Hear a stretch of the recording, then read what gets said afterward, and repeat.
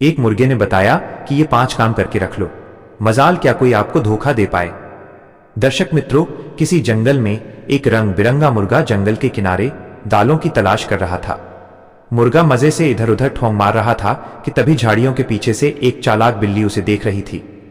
बिल्ली की आंखें भूख से चमक रही थीं। वो मन ही मन बोली, आज का नाश्ता तो तैयार है। अचानक उसने झपट्टा मारने की कोशिश की, लेकिन मुर्गा पहले से ही सतर्क था। वो फुर्ती से उड़कर पास के एक पेड़ पर जा बैठा। बिल्ली नीचे खड़ी रह गई। अपनी चालाकी दिखाते हुए वो मीठी आवाज में बोली, अरे मेरे दोस्त, तू मुझसे डर क्यों रहा है? मैं तुझे खाने थोड़े ही आई हूं। तब मुर्गा ऊपर से कहता है, हाँ, मैं अच्छी तरह जानता हूं कि तुम जैसे हंसते कम और हमला ज्यादा करते हो। यहां मैं बिल्कुल सुरक्षित हूं। बिल्ली ने अपनी आंखें गोल करते हुए नकली मुस्कान बनाते हुए कहा, नहीं, ऐसा बिल्कुल नहीं है। मैं तो तुझसे दोस्ती करना चाहती हूं। आओ ना, नीचे आओ, हम दोनों साथ बैठकर बातें करेंगे। तब मुर्गा हंसता है, तुम्हारी बात पर उतना ही भरोसा है जितना बारिश में सूखे कपड़ों पर। पहले ये बताओ, मैं नीचे उतरूंगा तो तुम मुझे कोई धोखा तो नहीं दोगी? बिल्ली ने तुरंत कसम खाते हुए कहा, अरे कसम से नहीं, धोखा देने वाले लोग बड़े नीच होते हैं। मैं तो बिल्कुल भी वैसी नहीं हूं। मुर्गे ने एक पल सोचा और बोला, अगर तुम सच में धोखा नहीं दोगे तो मुझे ये बताओ, धोखा कौन लोग देते हैं? उनकी पहचान क्या होती है और उनसे बचने का तरीका क्या होता है? तब बिल्ली थोड़ी देर के लिए चुप हो गई। उसे लगा कि बातों से शायद मुर्गा नीचे उतर आएगा, तो उसने एक कहानी गढ़कर सुनानी शुरू कर दी। मुर्गा भाई, तुम ध्यान से सुनो। कहते हैं कि जिंदगी कभी किसी के लिए भी आसान नहीं होती। जब किसी का घर का सहारा अचानक चला जाए, तब वो घर टूटे हुए घोंसले जैसा हो जाता है, जिसमें ना आसरा होता है ना सहारा। दोस्तों, आज की यह कहानी भी ठीक इसी तरह की है। आज की यह कहानी सिर्फ एक कहानी नहीं, एक बड़ा सबक है जो हर इंसान को अपने जीवन में एक बार जरूर सुनना चाहिए। जादुई रस्सी और सौतेला। बेटा, गांव के एक छोटे से कच्चे घर में एक गरीब विधवा रहती थी। उसका अपना कोई बच्चा नहीं था, लेकिन पति के पहले विवाह से एक किशोर सौतेला बेटा था। लोग अक्सर कहते थे, सौतेला बेटा कभी अपना नहीं होता। लेकिन यह बात हर समय सच नहीं होती, क्योंकि इस लड़के ने अपनी मां को किसी भी पल पराया नहीं महसूस होने दिया। पति की मृत्यु के बाद उस स्त्री पर दुखों का पहाड़ टूट पड़ा। एक तरफ अकेलापन, दूसरी तरफ गरीबी और ऊपर से काम धंधा बंद। गांव में कई जगह हाथ फैलाए, काम मांगा, मजदूरी मांगी, पर किसी ने उन्हें सहारा नहीं दिया। गांव वही था, लोग भी वही थे, लेकिन मुश्किल समय में अच्छे चेहरे भी बदले बदले से लगते हैं। एक दिन मां बोली, बेटा, लगता है अब यहां हमें कोई काम नहीं मिल पाएगा। चलो इस गांव को छोड़कर कहीं और चलते हैं। भटकेंगे नहीं तो रास्ता भी कैसे मिलेगा? लड़के ने सिर हिलाया और बोला, मां, जहां आप कहेंगी मैं वहीं चलूंगा। आदमी का पेट घर में बैठकर नहीं भरेगा, चलना ही पड़ेगा।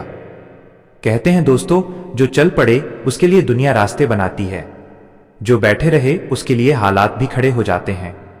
दोनों जंगल की ओर बढ़ने लगे। सामान कुछ था नहीं, बस उम्मीद थी, और उम्मीद ही वो दीपक है जो गरीब की जिंदगी को बुझने नहीं देता। राह में लड़का अपनी छोटी सी गुलेल से इधर उधर निशाना लगाता चलता जा रहा था। कभी सूखी डाली गिरा देता, कभी पत्थर उछालकर शिकार की कोशिश करता। मेहनत उसकी उम्र से ज्यादा थी और हिम्मत उसके कद से बड़ी। पूरे दिन की थकान के बाद उसने 3-4 चिड़िया मार ली। शाम के समय दोनों पहाड़ की तलहटी के घने जंगल में पहुंच जाते हैं। लड़के ने सूखी लकड़ियां इकट्ठी की, मां ने आग सुलगाई और चिड़िया साफ करने लगी। लड़का बोला, मां, तब तक आप ही ये भूनिए, मैं इधर उधर थोड़ा घूम कर देखता हूं, शायद कुछ और खाने को मिल जाए। मां ने उसके सिर पर हाथ रखा और मुस्कुराई। दोस्तों, ममता खून की नहीं होती, भाव की होती है। लड़का धीरे धीरे जंगल की सीमा से आगे बढ़कर पास के एक छोटे से गांव में जा पहुंचा। वहां एक अजीब सी जगह दिखी। बीच में एक पुरानी पत्थर की मूर्ति थी। मूर्ति के हाथ में एक मोटी काली पुरानी दिखने वाली रस्सी लटक रही थी। उस रस्सी के नीचे बड़े अक्षरों में खुदा हुआ था, जो इस रस्सी को अपनी कमर से बांधेगा उसे ऐसी शक्ति मिल जाएगी जिसे कोई रोक नहीं पाएगा, कोई उसका सामना नहीं कर पाएगा। मित्रों, लड़का वहीं रुक जाता है। उसके मन में कई विचार उठे। क्या यह सच हो सकता है? क्या यह सिर्फ किसी ने मजाक में तो नहीं लिख दिया, या यह किसी पुरानी कहानी का हिस्सा हो सकता है? पर लड़के का मन साफ था। गरीब इंसान के पास खोने को कुछ होता नहीं है, और जिनके दिल में डर नहीं होता उन्हें ही भगवान अनोखी चीज दिखाते हैं। वो खंबे पर चढ़ा, रस्सी उतारी और अपनी कमर पर कसकर बांध ली। जैसे ही उसने रस्सी कमर से बांधी, मानो उसके शरीर के भीतर कोई तेज हवा घूम गई हो। दिल तेजी से धड़कने लगा, हाथ पैर कंधों में भारी बल भर गया।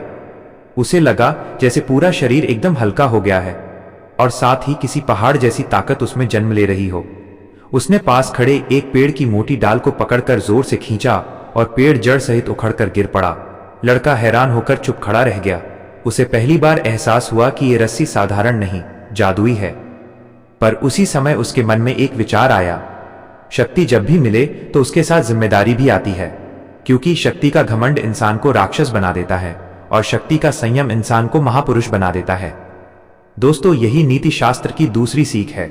शक्ति का मूल ताकत से नहीं, उसके उपयोग से आंका जाता है। लड़का अपनी नई शक्ति से खुश तो था, पर उसे यह भी पता था कि ताकत दिखाने के लिए नहीं, बचाने के लिए होती है। वो जंगल की ओर लौटने लगा। उसे नहीं पता था कि यही शक्ति उसे आगे चलकर उन 6 लुटेरों का सामना करने में मदद करेगी, जिनसे पूरा इलाका दहशत में था। उसे नहीं पता था कि आने वाले दिनों में वो कैसी कठिनाइयों से गुजरेगा, लेकिन इतना जरूर था, भगवान ने उसे कहीं ना कहीं एक बड़ा काम देने की तैयारी कर दी थी। लुटेरों का अंत। विधवा स्त्री जंगल के किनारे अकेली बैठी चिड़िया भून रही थी। चारों तरफ अंधेरा उतर रहा था और लड़का अभी लौटा नहीं था। उसे अपने बेटे पर भरोसा तो था, लेकिन जंगल का अकेलापन किसी की भी हिम्मत को हिला देता था। इसी बीच पत्तों की चरमराहट सुनाई दी। वो समझ ना पाई कि जानवर है या इंसान, लेकिन थोड़ी देर बाद एक भारी आवाज उसके पीछे से आती है। ओ स्त्री, इस वीराने में अकेली बैठी हो, चलो मैं तुम्हें अपने घोड़े पर बिठाकर सुरक्षित जगह ले चलता हूं। उस आवाज में तरस नहीं था, लालसा और धूर्तता भरी हुई थी। वो एक बटमार था, लुटेरा था, जो जंगल में अकेली औरत देखकर अपनी नीयत बिगाड़ बैठा था। विधवा पीछे हटकर बोली, दूर हटो, मेरा बेटा किसी भी पल आ जाएगा। मित्रों, बहुत से लोग यही समझते हैं कि डराना ही किसी स्त्री को कमजोर कर देगा, लेकिन यह सच नहीं है। कमजोरी शरीर की नहीं होती, मन की होती है, और इस विधवा के मन में अपने बेटे पर गहरा विश्वास था।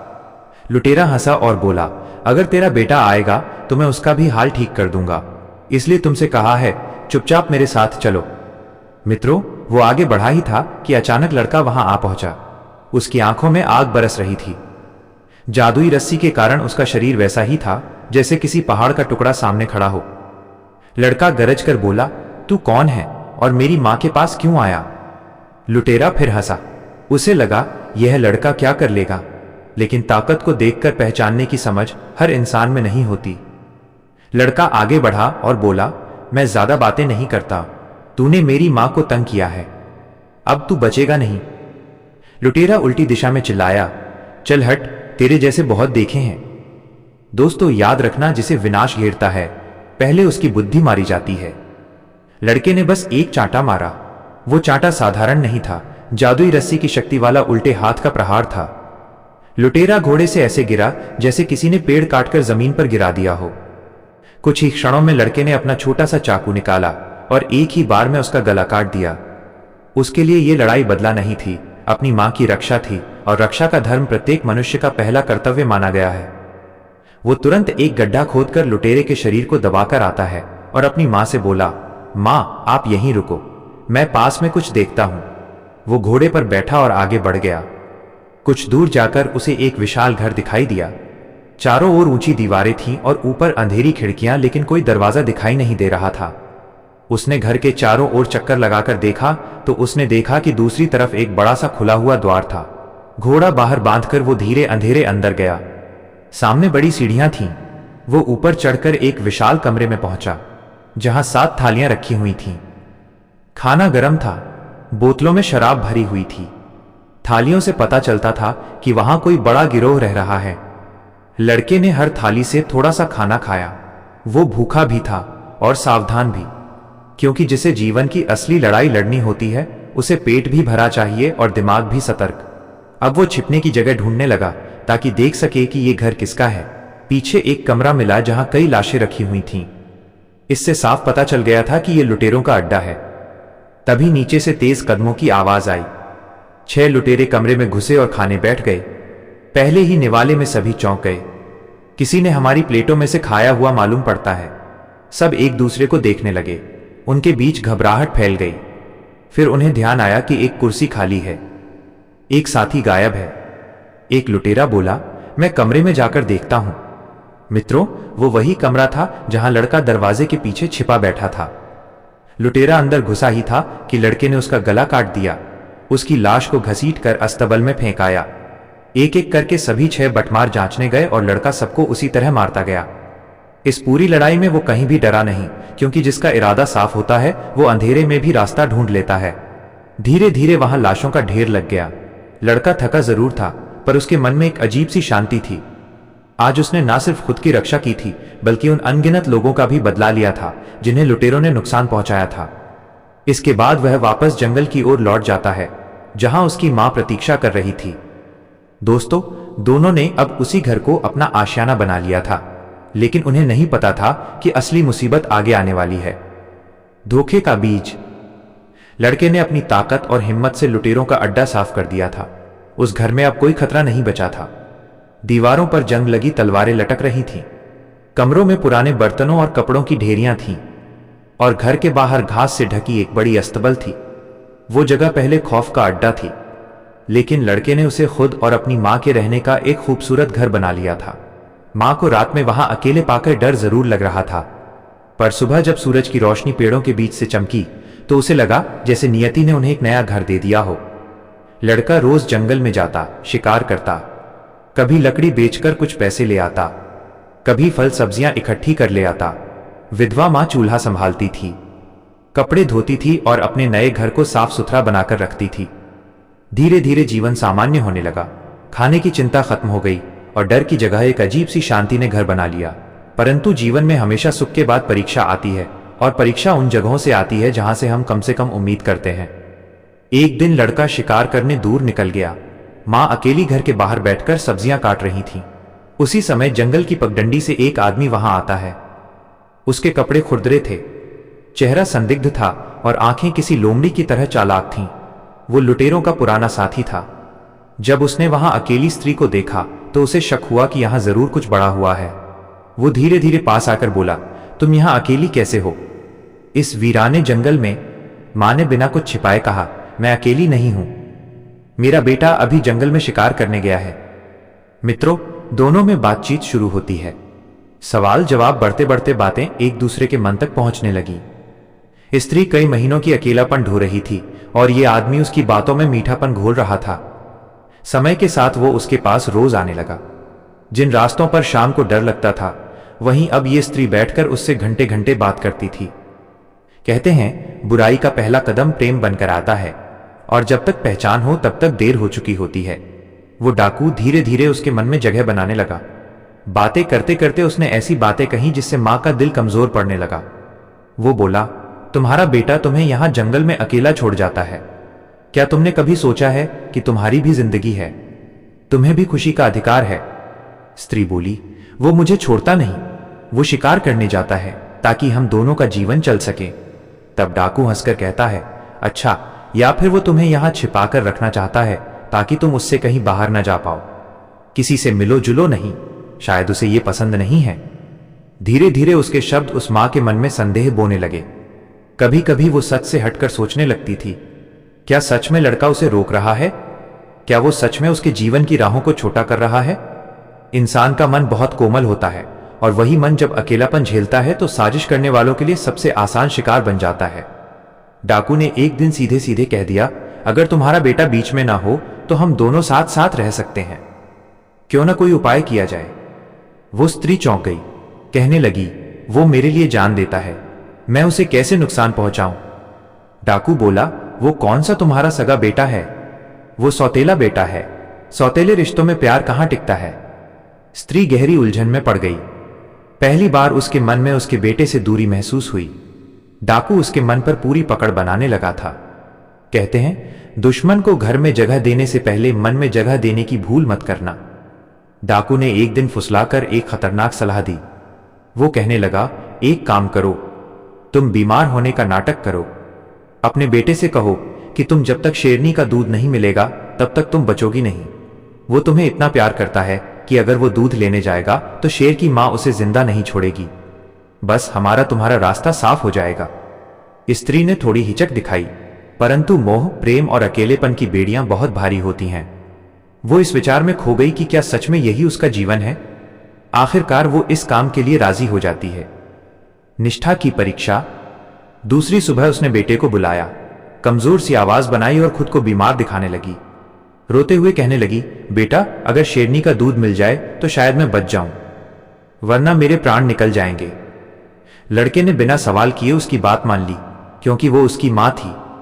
भले ही सौतेली थी, चाहे जन्म देने वाली नहीं थी, लेकिन वही उसके लिए मां थी, जो उसके लिए चूल्हा जलाती थी, जो उसके माथे पर हाथ फराती थी और जो उसके लिए रातों को जागती थी। पर मां को यह बात समझ नहीं आई कि जिसे उसने अपनाया था वो उससे कहीं ज्यादा सच्चा था। दोस्तों, जब किसी इंसान के मन में गलत सोच बस जाती है तो वो सही और गलत का अंतर भी धीरे धीरे खो देता है। विधवा स्त्री अब उसी मोड़ पर खड़ी थी। डाकू का साथ, उसका मीठा बोलना और बेटे को रास्ते से हटाने की गलत योजना, ये सब उसके विचारों को भीतर तक बदल रहा था। उधर लड़का, जिसे कुछ भी पता नहीं था, अपनी मां के हर शब्द को सच्चाई मानकर कदम बढ़ा रहा था। अगली सुबह वो जल्दी उठकर अपनी मां के पास आता है। मां ने कमजोरी दिखाते हुए कहा, बेटा, अगर मुझे शेरनी का दूध मिल जाए तो मेरी जान बच सकती है, ऐसा वैद्य जी ने कहा है। लड़का उसी आंखों में विश्वास देकर कहने लगा, मां, आपकी बीमारी मेरी बीमारी है। अगर शेरनी दूध नहीं देगी तो मैं उससे मांगूंगा। अगर वो फिर भी न मानेगी तो मैं कोई ना कोई रास्ता जरूर ढूंढ लूंगा। उसकी आंखों में ऐसी निष्ठा थी जिसे कोई झूठा प्रेम भी हिला नहीं सकता। अब तो दोस्तों, वो लड़का जंगल के उस रास्ते की ओर बढ़ता है जहां शेरों का क्षेत्र माना जाता था। पेड़ों के बीच से आती हल्की दहाड़ें किसी भी साहसी व्यक्ति के कदम डगमगा देती थीं। लेकिन लड़के के कदम अटल थे। उसके भीतर न डर था न भ्रम, बस अपनी मां के लिए चिंता थी। थोड़ी दूर चलते ही उसे एक विशाल शेर दिखाई दिया, जिसकी आंखें तेज चमक रही थीं। फिर भी लड़का बिना हिचक आगे बढ़ता गया और हाथ जोड़कर बोला, शेर भैया, मुझे आपसे कोई झगड़ा नहीं करना, मैं तो सिर्फ अपनी मां की जान बचाने आया हूं। शेर चौंक जाता है। कभी किसी इंसान ने उससे इस तरह भाई की तरह बात नहीं की थी। जंगल के नियम अलग होते हैं, वहां इंसान अक्सर दुश्मन की तरह देखा जाता है। लेकिन लड़के की आवाज में न डर था न छल। शेर ने पूछा, क्या जरूरत है? लड़का बोला, मेरी मां बहुत बीमार है, अगर शेरनी भाभी का थोड़ा दूध मिल जाए तो वो ठीक हो जाएगी। शेर ने उसकी विनम्रता पर ध्यान दिया। जंगल में साहस की कीमत तलवारों से नहीं, दिल की सच्चाई से तय होती है।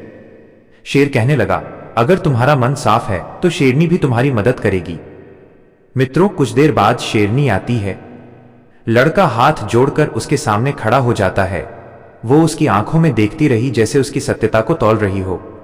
लग रहा था कि जंगल भी उसकी नियत पढ़ रहा हो। और फिर शेरनी ने अपने बर्तन में दूध भर कर दे दिया। इतना ही नहीं, उसने अपने बच्चों में से एक सावक भी लड़के के हाथ में थमा दिया। शेर बोला, यह मेरा बच्चा है, तुम इसे ले जाओ, ये तुम्हारे साथ रहेगा। जंगल में तुम्हें नुकसान पहुंचाने से पहले 10 बार कोई सोचेगा। लड़का कृतज्ञता से भर जाता है। वो दूध और शेर के बच्चे को लेकर घर लौटता है। मां ने उसे आते देखा तो उसका दिल बैठ गया। वो डर गई, क्योंकि वो चाहती थी कि लड़का वापस ना आए, लेकिन वो तो और अपेक्षा से ज्यादा लेकर लौटा था। अगले दिन वो फिर डाकू से मिली। उसने कहा, मेरा बेटा तो शेरनी का दूध भी ले आया और साथ में उसका बच्चा भी। ये सुनकर डाकू अवाक सा रह गया। कुछ समय तक वो चुप रहा, फिर बोला, यह लड़का सामान्य नहीं है, इसमें जरूर कोई गुप्त शक्ति है। एक बार और कोशिश करो। इस बार उससे कहो कि मुझे भालुनी का दूध चाहिए। दोस्तों, स्त्री अपने मोह में अंधी होने लगी थी। उसने अगले दिन फिर बीमार होने का नाटक किया और बेटे को बुलाया। बेटा, अब मेरी बीमारी बहुत बढ़ गई है, लगता है अब मैं बच नहीं पाऊंगी।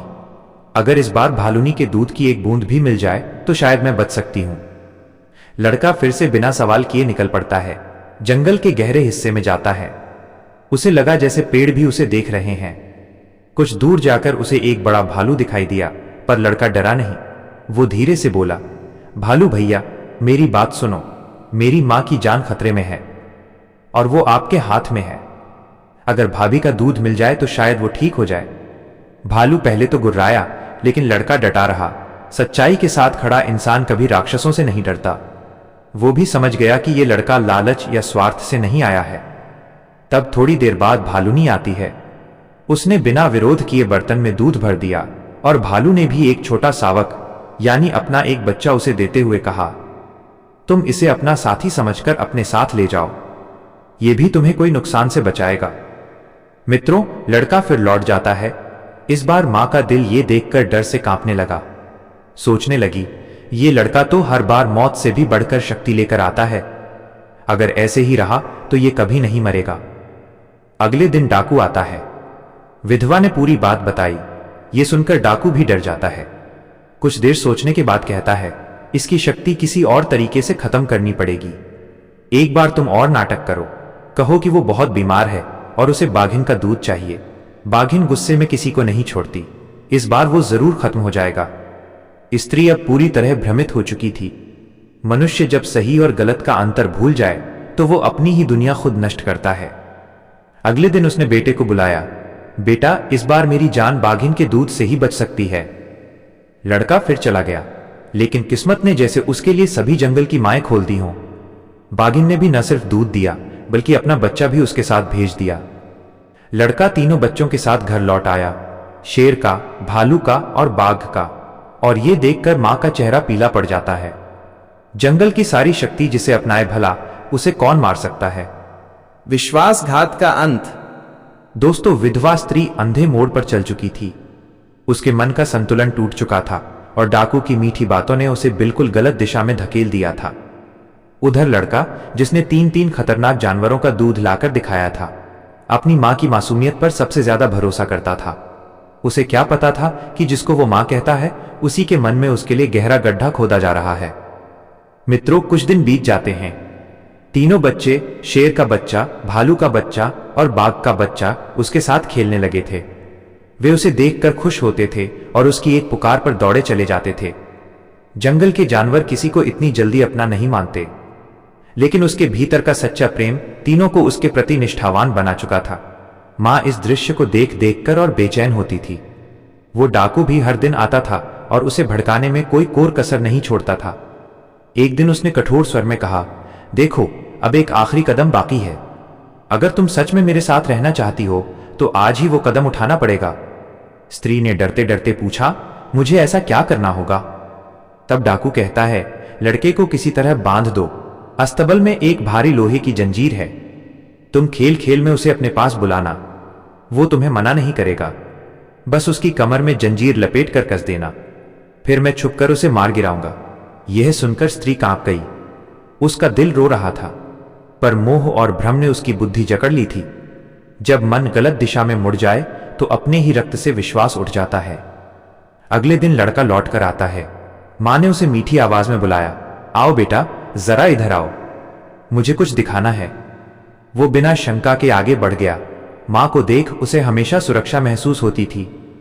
वो उसके पास खड़ा हो गया। स्त्री ने जंजीर उठाई और हंसते हुए बोली, देखो बेटा, ये कितनी भारी है। लड़का मुस्कुराता है, मां, मैं उसे उठा भी सकता हूं और आप कहो तो मैं इसे तोड़ भी सकता हूं। लेकिन मां की नजरें उस मासूम चेहरे पर नहीं थी बल्कि जंजीर पर थी। धीरे धीरे उसने जंजीर लड़के की कमर पर लपेट दी। लड़का कुछ समझ पाता इससे पहले ही उसने पूरी ताकत से जंजीर कस दी। डाकू छुप कर देख रहा था। अब वो बाहर कूद कर आता है और बड़ा सा चाकू लेकर उस लड़के पर टूट पड़ता है। लड़का समझ गया था यह धोखा है, यह विश्वासघात है। यह उसकी मां नहीं, एक भ्रमित स्त्री है जो भटक चुकी है। उसने पूरे जंगल में गूंजती आवाज लगाई, मेरे साथियों, शेर, भालू और बाघ, मुझे बचाओ। जोरदार पुकार पेड़ों के बीच गूंज उठी। जंगल सहम गया। डाकू के हाथ कांपने लगे। मां को भी कुछ समझ नहीं आया कि यह क्या हो रहा है। मित्रों, कुछ ही क्षणों में 3 दिशाओं से 3 विशाल आकृतियां जंगल को चीरती हुई आती हैं। शेर, भालू और बाघ। तीनों की दहाड़ें एक साथ गूंजी। डाकू वहीं जमीन पर गिर पड़ा। भागने की कोशिश की, लेकिन उसका पैर फिसला और शेर ने उसे रास्ता ही नहीं दिया। आगे भालू बढ़ा। बाघ ने उसे घेर लिया और पल भर में वो आदमी अपने ही पापों के नीचे दबने लगा। उसने चीखने की आवाज की, जंगल की घनी हवा में खो गई। उसका अंत उसी के हाथों से हो जाता है जिनसे उसने दूसरों को धोखा दिया था। अब वो उसकी मां भी भागने लगती है, पर किस्मत ने उसके कदम जकड़ लिए थे। तीनों जानवरों ने उसे चारों तरफ से घेर लिया। वो रोने लगी, मुझे माफ कर दो, मैंने गलती की है, मैं डर गई थी। पर जंगल का न्याय भावनाओं से नहीं चलता, जो जैसा करता है वैसा ही पाता है, और इसी नियम के अनुसार उसका भी अंत हुआ। लड़का जंजीर तोड़कर बाहर आता है। उसने अपनी मां की निर्जीव देह को देखा। आंसुओं की धार बह निकली। वो फुसफुसाया, तुमने मुझे जन्म न दिया हो, पर मैंने हमेशा तुम्हें अपनी ही मां माना था, क्योंकि मां खून से नहीं विश्वास से बनती है। तीनों जानवर उसके पास खड़े थे। लड़के ने उनके सिर पर हाथ फिराया और कहा, तुमने मेरा साथ निभाया है, अब तुम लौट जाओ। जंगल तुम्हें पुकार रहा है। शेर, भालू और बाघ धीरे धीरे अंधेरे में खो जाते हैं, जैसे वे जानते हों कि उनका काम पूरा हो चुका है। लड़के ने आखिरी बार अपने टूटे हुए घर को देखा। वो घर जो कभी उम्मीद था, अब पछतावे की राख बन चुका था। वो घोड़े पर बैठा और बोला, अब मेरी शक्ति किसी को नुकसान पहुंचाने के लिए नहीं, बल्कि निर्दोषों की रक्षा के लिए होगी। वो उस जंगल से निकल गया। कहते हैं, जब भी किसी निर्बल पर संकट आता था, तो पहाड़ों से एक युवक कमर में जादुई रस्सी बांधकर 3 जानवरों की दहाड़ अपने साथ अन्याय को मिटाने आ जाता था। लोग उसे रक्षक कहते थे, पर असल में वो वही लड़का था जिसने सीख लिया था, शक्ति की असली पहचान सुरक्षा है और धोखे का अंत हमेशा विनाश। धोखा देने वालों की 3 पहचान। इधर बिल्ली ने मुर्गे से कहा, मित्र मुर्गा, अब मैं तुम्हें धोखेबाज लोगों की आदतें बता रही हूं, तुम उन्हें ध्यान से सुन लेना। 1. बातें मीठी पर नजर टेढ़ी। पहचान, कुछ लोग होते हैं जो बोलते ऐसे हैं जैसे मुंह में मिश्री घुली हो, लेकिन आंखें, इरादा और अंदर का मन बिल्कुल अलग कहानी कहते हैं। ऐसे लोग सामने से कहते हैं, भाई तुम तो मेरे अपने हो, तुम्हारे लिए तो मैं जान भी दे दूं, तुम्हारा भला ही तो चाहता हूं, लेकिन असल में उनके दिमाग में कुछ और चल रहा होता है। इससे मैं क्या काम निकाल सकता हूं? इससे पैसा, फायदा, राज या मौका कैसे लिया जाए? कैसे पहचाने? वे लोग हर किसी से बहुत जल्दी घुल मिल जाते हैं, ताकि सामने वाला तुरंत उन पर भरोसा कर ले। वे आपकी कमजोरी, दुख, परेशानी, राज सब बहुत जल्दी पूछ लेते हैं, लेकिन अपनी तरफ से कुछ नहीं खोलते। वे आपके सामने किसी तीसरे आदमी की बुराई करेंगे और उसके सामने आपकी, ताकि दोनों तरफ की खबर उनके पास रहे और दोनों उन पर भरोसा करें। सबक, सच्चा इंसान मीठा बोलता है, लेकिन जरूरत से ज्यादा मीठा नहीं बनता। बहुत ज्यादा मिठास आमतौर पर या तो लोभ से आती है या स्वार्थ से। जैसे जो आदमी हर दूसरे वाक्य में कहता है, आप तो मेरे भाई जैसे हो, आप तो मेरे भगवान हो, वहां जरूरत से ज्यादा मिठास होती है। मतलब कहीं ना कहीं कोई काम, कोई स्वार्थ छिपा होता है। इसलिए ऐसी हर मिठास पर भरोसा मत करो, उसके पीछे की नीयत पर नजर रखो। 2.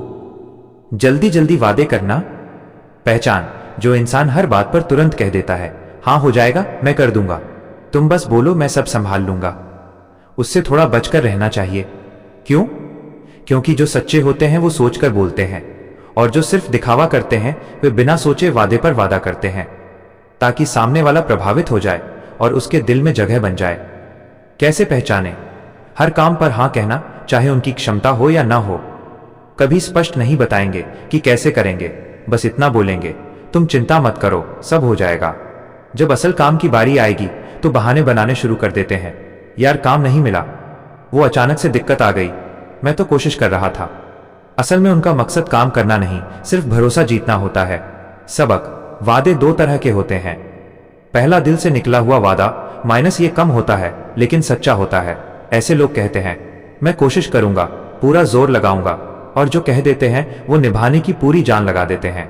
दूसरा, जुबान से निकला हुआ दिखावटी वादा, माइनस इसमें आवाज ऊंची, शब्द बड़े, लेकिन मेहनत शून्य होती है। जो बिना सोचे किया गया वादा है वो अक्सर या तो पूरा नहीं होता या किसी और के नुकसान पर पूरा होता है। इसलिए जो इंसान कम वादे करे लेकिन निभाए वही सच्चा है। जो ज्यादा वादे करे और हर बात पर मैं करे, उससे दूरी ही अच्छी है। 3. रिश्ते नहीं, सिर्फ लाभ देखना। पहचान, धोखेबाज इंसान की सबसे गहरी पहचान यह है कि वो रिश्ते नहीं देखता, सिर्फ लाभ देखता है। उसके दिमाग में हमेशा चलता रहता है, इससे मुझे क्या मिल सकता है, ये मेरे किस काम आएगा, इसकी पहुंच, पैसा, ताकत, पहचान से मैं कैसे फायदा उठा सकता हूं। कैसे पहचाने? जब तक आपका फायदा उन्हें मिलता रहता है वो आपके सबसे बड़े भाई, दोस्त और अपना बने रहते हैं। जैसे ही आपका फायदा उन्हें मिलना बंद हो जाता है वे या तो दूर हो जाएंगे या कोई बहाना बनाकर अलग हो जाते हैं। आपके दुख में, संघर्ष में, परेशानी में वे सिर्फ कॉल, मैसेज, सलाह या बहाने से साथ रहेंगे, लेकिन असल में मदद के समय गायब हो जाते हैं। सबक, स्वार्थी आदमी का प्यार, दोस्ती, अपनापन सबकी एक समय सीमा होती है, एक एक्सपायरी डेट होती है। उसका रिश्ता शर्तों पर चलता है। जब तक तुम मेरे काम आ रहे हो, जब तक तुम मेरे लिए लड़ रहे हो, जब तक तुम्हारी जेब, संपर्क या ताकत मेरे काम की है। जैसे ही हालत बदलती है, वो सबसे पहले आपका साथ छोड़ता है। सच्ची दोस्ती ये नहीं कि कोई आपके अच्छे समय में आपके साथ हंसे।